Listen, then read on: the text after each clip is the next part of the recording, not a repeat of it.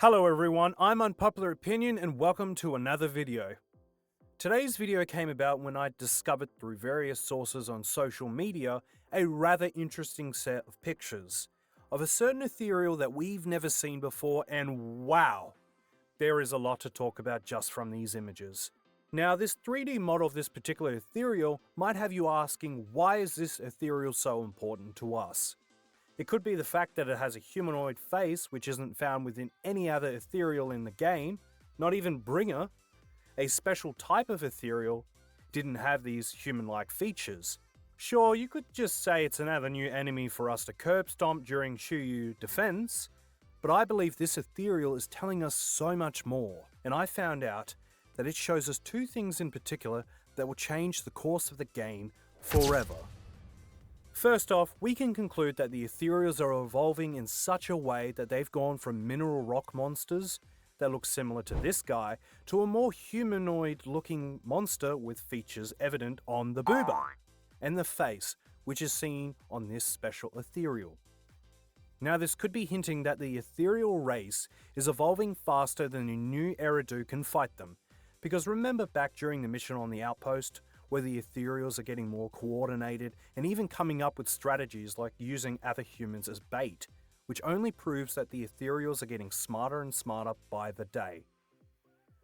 Then we get to the second point, which you might not actually believe, but looking closer at the ethereal model, we can see some rather suspicious similarities to the Burger Queen herself. Comparing both the ethereal and Anby, we can see that one, they both have the same facial features and similar hair patterns, evident right here. The only difference between the two, besides the rest of the body, is the length of the hair that is much longer, and that the ethereal actually looks much older than the Anby we've gotten to know and love.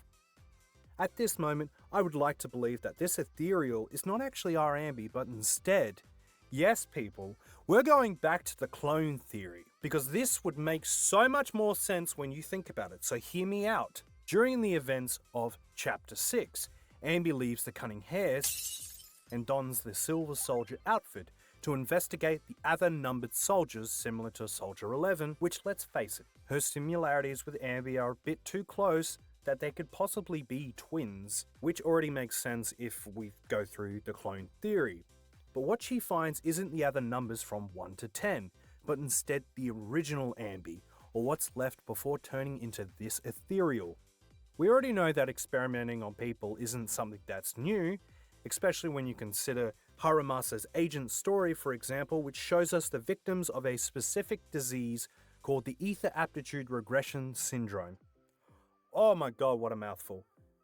Which causes certain parts of a human body to mutate in a ethereal fashion, forever changing their constitution into a ethereal over time. But this allows them to survive longer in the hollows. Now, this could be similar to the situation that we have right here with the ethereal. But if we consider both Anby and Soldier 11 as exceptional soldiers with experience and expertise to fight well and truly above their weight, it would be more likely to see them as literal weapons instead of actual soldiers. Which makes you think, what if the organization that talks about the creator actually takes the experiments from the Aptitude and instead uses the finding to create a weapon stronger than Bringer and more disciplined as a weapon to take over New Eridu? And who better to try such an experiment on than the numbered soldiers that follow orders without question and can be cloned again and again until even the original Anby snapped and became the monster that we see. I guess Anby's words at the beginning of the game make much more sense as the game progresses. Oh, I've mutated into a monster. Rawr, rawr. First off, I would like to thank everyone that watched today's video. I really loved working on this video, so it would mean a lot to me if you would send a sub or a like my way to show you truly enjoyed such content from yours truly. I'm Unpopular Opinion, thankful and signing off.